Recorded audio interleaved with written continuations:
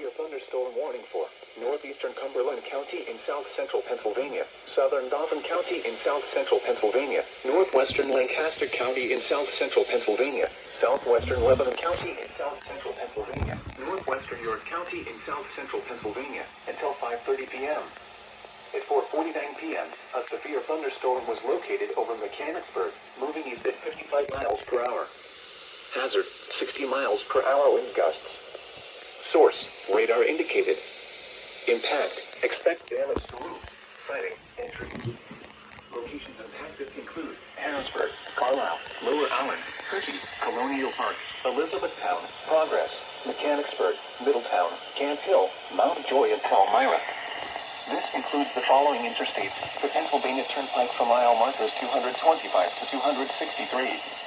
Interstate 81 between mile markers 48 and 64, and for mile markers 66 to 74. Interstate 83 for mile markers 28 to 50. Interstate 283 for mile markers 0 to 2. For your protection, move to an interior room on the lowest floor of a building. Repeating, a severe thunderstorm warning has been issued until 5:30 p.m. for the following counties in Pennsylvania: Lancaster and Lebanon.